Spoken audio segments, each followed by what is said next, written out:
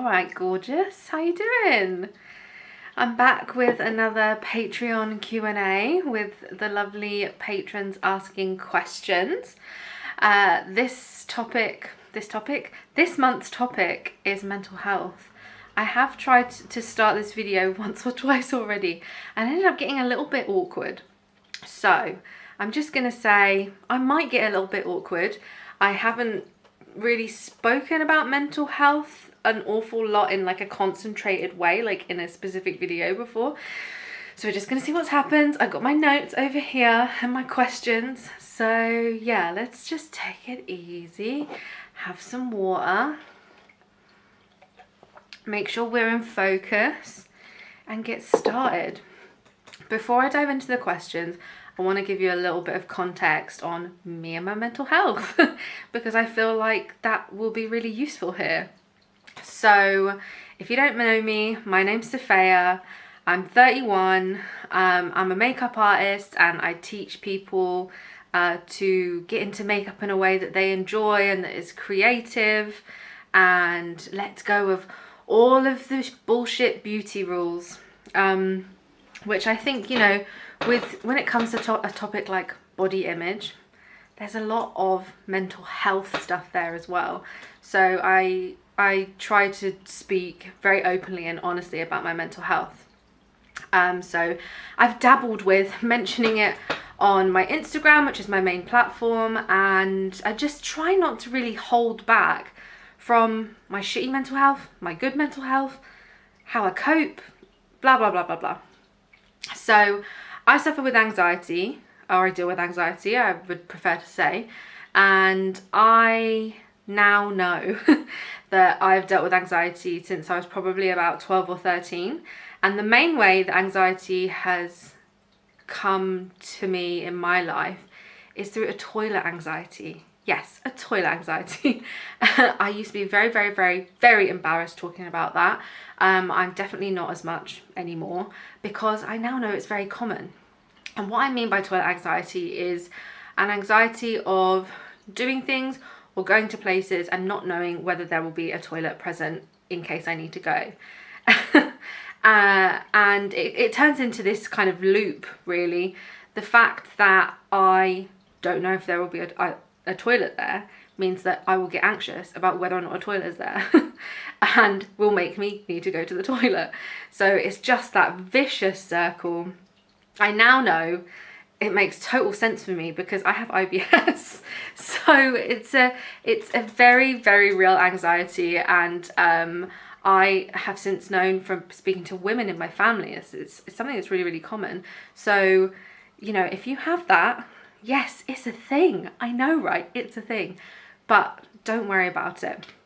So yeah, that's how anxiety has really entered my life when I was like a preteen, pretty much. I didn't know that at the time, but you know, but since I've dealt with my anxiety in my 20s, I now know kind of my triggers and whatnot.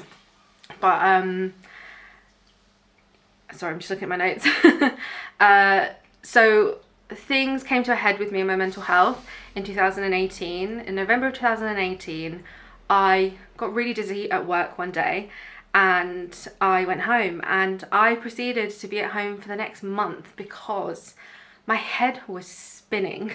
I thought it was something to do with my ears. I had a million blood tests at the doctor's, couldn't figure out what was wrong until after a month, the doctor sat me down and said, "I think you have anxiety." And I was like, what? No. I couldn't deal with the fact that this was my mental health and not my physical health. It just, I couldn't cope with that because I very much felt that like I can control my mental health. But that since became one of my triggers. If the room started to spin, if my head started to spin, I knew that meant, uh-oh, something's really wrong. So that became a trigger for me, and I could sit down and ask myself the question, what, if anything, could be causing me anxiety right now? And usually when I would ask myself that question, I could come up with, oh, I've been really stressed at work. Oh, I haven't eaten today. Like all of these things. So top tip, ask yourself that question. if you have like a trigger in mind. Also tappy, I will bite my lips and do things like chew on my tongue like a little bit, or I hold my teeth up and I hold my tongue up against my teeth. Yeah, these are all physical triggers that tell me you need to look at your mental health, Sofaya. So yeah, from 2018 onwards, I really started to deal with my mental health and confront some things in my life to basically let go of some worry, because I was always like, oh, I need to take care of everyone and I need to make sure that they're okay. And you can never know if someone's really okay, can you? That's not your job. So anyway, fast forward 2019, no, not even 2019, 2020, I lost some family members, 2 family members in a couple of days during COVID, and that really brought my anxiety back in a really huge way, and I just couldn't cope, and I couldn't work, and I was signed off, and I just couldn't really function. And just before that, I was exploring therapy, but I did not like my therapist. She wasn't a good fit for me, nothing wrong with her, but she just wasn't a good fit for me, because I need someone that asks me questions. Anyway, after that happened with my family members, I went and I pursued therapy, and I went to Brighton Therapy Centre and got an amazing therapist. Oh my god, amazing therapist. I absolutely love her, and proceeded to start therapy every week. She asked me really pointed questions and I fucking love it. I love that shit. Gosh, this is turning into a long ramble, isn't it? But I feel like this could be helpful anyway. Yeah, at that point she asked me if I was on medication. I wasn't, and I remember thinking, God, why am I not on medication? Why haven't I not tried that? Surely I should try everything to help, right? So I went on medication. I'm on a medication called mirtazapine. It's an antidepressant, but it is used commonly for anxiety, I believe, and it's one that makes you very sleepy. It's a sedative. I take it at night. Mornings are rough for me, to be quite honest with you. Like, you should see me when I first wake up. I'm like, if you look at my vlog, my April vlog in the morning when my eyes are half shut, that is literally what I'm like in the morning. I'm not a functional person in the morning. However, the medication has given me so much of myself back that I love it. I actually tried to come off my medication at the beginning of this year and started reducing kind of quickly, and I fucking freaked out one day, and I had like a panic attack, an anxiety attack, and spoke to my therapist, and we're very much like, okay, I need to go back on my medication. And now I'm in the process of coming off my medication very slowly, but I've been on it for a year, and honestly it's just been the best thing for me. Right. With all that being said, and you having the context and a bit of my story of my mental health, let's jump into the questions. Okay, so question 1 is from my lovely patron Laura, and she asks, I love how honest you are about your mental health and medication. Do you feel like you have to hold back some stuff, or you edit how much you share? Do you have a personal boundary line when it comes to sharing? So I would say that do I edit how much I share? I know that when my mental health isn't great, I tend not to be very visible on social media. I used to beat myself up about that a lot of the time, but I think it's quite normal. I do try to kind of come on and say, like, when I've had a bad mental health spell, because I like to be transparent. I don't want to show everything through, you know, rose-colored glasses. Like, it's not rosy all the time. It just isn't, is it? So I definitely am not around when I'm in a bad mental health spell, but I try to talk about it afterwards for the sake of like balance for my platform, I guess, and the kind of image that I want to project. But you know, when I'm in the like messy middle of my mental health, I I'm okay in not sharing that. Like, I can't share it. I don't know how to talk about it. The thing is also, like, I'm not looking for answers from my audience. I don't necessarily come to my audience for support with my mental health, because I don't think it's appropriate. I don't think it's productive. And you know, I guess I've like crafted over time, because I definitely into like last year I was starting to get very, very closed. But now I'm nice and open again. I have my network of people. I have my therapist. I know where to go when I really need to talk something through. So I definitely don't come along in the moment and talk about my mental health when it's like more than just like a bad day or a sad day, you know. So I do edit how much I share, because it, you know, Instagram is just, it is a snapshot. I try to make a variety of snapshots, but it is a snapshot of my life, right? So yeah, my personal boundary line is definitely, I'm not looking for support for my audience, and I'm also not looking to support my audience with their mental health. I see a lot of people on social media asking if people are okay, not just like, oh, I hope you're okay, but like in more depth, like in captions and things. And I think that's great. And I would definitely never turn someone away, like if they messaged me, but I guess I do try to create that line, because something that I have struggled with in the past is supporting other people to an extent where I'm not supporting myself anymore, and I'm prioritizing other people above myself. So I do that in my personal life and have that boundary just exactly the same way that I like to have that boundary on my social media and with my platform. I am not looking to support or therapize like an audience member. If they're having a tough time, that's fine, and you know, we can have a chat and let's figure out where you should go, kind of thing. But like, I'm not a therapist. I'm not your therapist, I guess. And there are amazing therapists out there, and therapy is so cool, man. Oh wow, therapy changed my life. Really did. I had a whole year of therapy. I literally just finished in May, and it was incredible. Oh, this is all going to be so rambly, isn't it? My second question is from the lovely Chloe. And she says, who do you follow on social media that pick you up when you're feeling blue? Who do I follow? That's a good question. I feel like I have quite a curated, maybe not, actually, no, I do follow a lot of people on social media, but like, I think I only follow like certain types of people, you know. I have a lot of people that are very similar to me, I suppose. They're open, a lot of fat people too. Like, I think that really, really helps. People who are very open and honest and frank and want to get into those, like, do get into that deep place and that intense place, because like I'm an intense person. I think very deeply, and so it's helped me to kind of find people who match. I'm trying to think of anyone off the top of my head. I can't.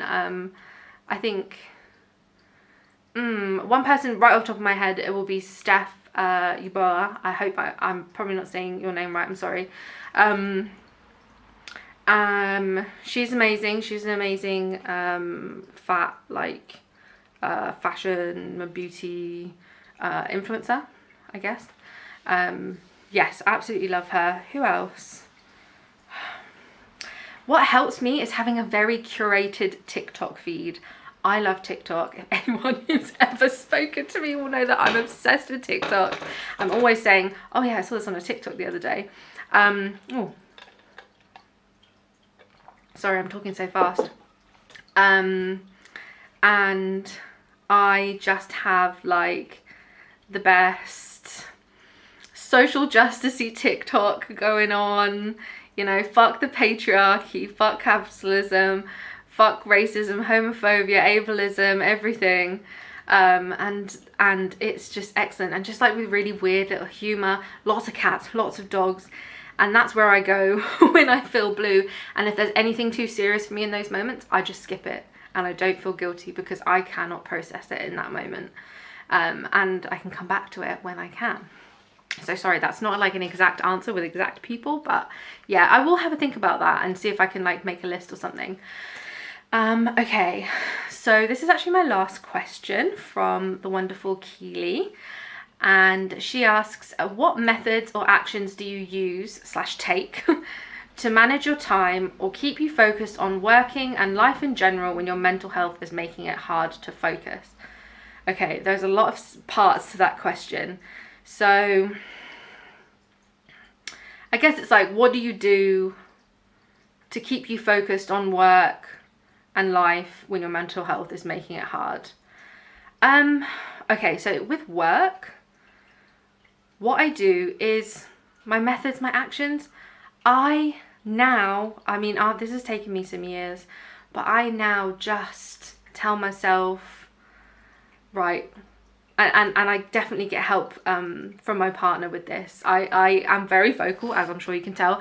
I vocalize how I feel, and sometimes I'm asking for permission and support, I guess, from like someone. Maybe it'll be my audience, maybe it'll be Tom, my partner. But for example, today I woke up with a headache. I was feeling rotten this morning, and I was really looking forward to my lie-in as well. And there was so much that I wanted to get done today. And Tom said, oh, well, why don't you just go and look at your list, because I have a list of stuff to do, you know, and see what is the bare minimum that needs to get done today. So it's things like that. Okay, if you need to get something done, but you know that you're just going to have to absolutely fucking push yourself through it, and it's not going to be pleasant and it's not going to be enjoyable, then I just go and take it right down to the bare minimum. Sometimes the bare minimum is there's nothing. I can do it tomorrow, and I just give myself the day off. Or even just like that moment in time off. I'm not someone who I'm not great working in the day. I'm actually a lot better at in the evening, like around 6 o'clock. Like I'm filming this at 10 to 8. I'm much better in the evening because of my medication, and also it's just when, I don't know, the juices start to flow, you know. So if I'm not feeling it, I'm just not feeling it. I don't push myself. And what I do is I now trust myself that there will be a time that I will feel that motivation, that I will feel that excitement, I will feel that determination to get that stuff done. And by trusting myself, I can let myself go when I need to go, so that I'm not sticking to certain hours or to a specific schedule. Of course I have an ideal schedule, but hey, fucking life, my mental health goes up and down, and it goes up and down just even in the span of 12 hours. I started off really crappy this morning. I saw a friend, I ate some sushi, I sang to Disney songs, I didn't worry about it too much. And look, I've sent all my emails. I sent them in the late afternoon. I'm recording a video. I even tried to record this video twice before today, and I just wasn't working. I'll just charge the battery, it's fine. And here I am now with you recording this. So I know that my time for productivity, my time for work, my time for that fulfillment of ticking those things off a list will come, and I just choose to trust myself and let it flow. And by also kind of giving myself a break, I realized when those productive and motivated and determined moments will come. So I know I've always got the evening. I hope that makes sense. So methods, I guess I should also mention, like, I am really quite organized. I have an Asana that I write nearly everything in. I have a million Google Docs for random ideas. My email inbox, I always keep super organized in folders. So like those things have just been drilled into me because of my other job working in research admin. So yeah, those things help because it means that I can do what I want to do. Oh, and also the thing that's really been affecting me working from home is the fact that my living room is a mess. The dishes have not been cleaned, and I am not joking. We have not washed any dishes since the weekend. They are stacked high, but look. So I work in the living room and the kitchen is like open, and over there I bought a screen. So the dishes don't stare at me, because those things, it really affects my ability to get my work done, and it does affect my mental health sometimes. And sometimes I'm not able to shut out that kind of extra stimulation to be able to focus. So I just put up a thing so I can't see it anymore. So my brain's like, oh look, there's the laptop. Yeah. Yeah, I think that answers the question.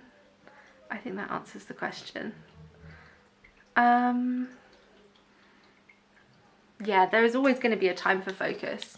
I think that's the best answer that I can give you, and to trust yourself for when that the focus will come, because we're passionate about the things that we do. Keely's a small business owner as well, selling amazing vintage fashions and upcycled things. Your passion for that, it will come back when it really like lights you up. So don't force it. I think that's it. Thank you so much for my patrons for sponsoring the creation of this video. So thank you Laura, thank you Chloe, thank you Hannah Kate, thank you Keely, and thank you Heidi. Sorry, my brain's going a little bit slow today. So the next Patreon Q&A will be in July, the second, third week of July, and the theme for that one is going to be small business. Possibly might bring it back to like a general Q&A, because I'm sure some makeup questions will have popped up. But yeah, come and join me in July. I'm going to be launching some new Patreon options. There's going to be a £2 tier and a £50 tier, so that's really exciting. So my current tier is £7, so there'll be a £2 one as well if you kind of don't want as much like content and whatnot. But thank you, and I'll see you soon.